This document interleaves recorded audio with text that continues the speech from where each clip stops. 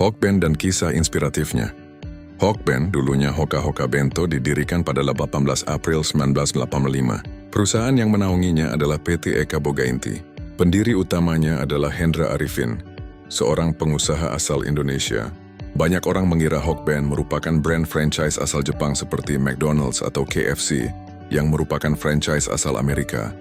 Meskipun konsep makanannya ala Jepang dan namanya sangat Jepang, sebenarnya Hokben adalah perusahaan Indonesia.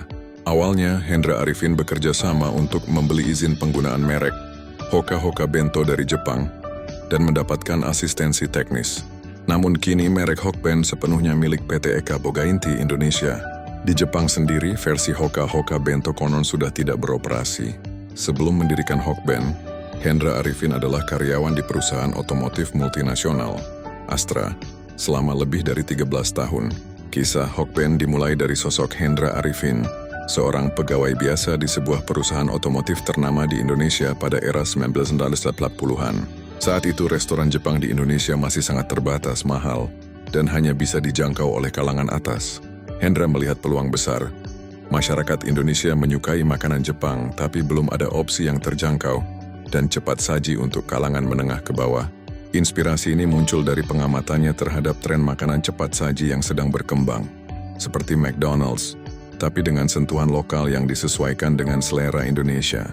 Untuk mewujudkannya, Hendra mengambil keputusan besar dalam hidupnya, resign dari Astra dan pergi ke Jepang melakukan studi banding. Di sana ia membeli lisensi merek dari sebuah restoran Jepang bernama New Life Hot Foods atau Hoka Bento, yang menyajikan bento, makanan dalam kotak, untuk dibawa pulang.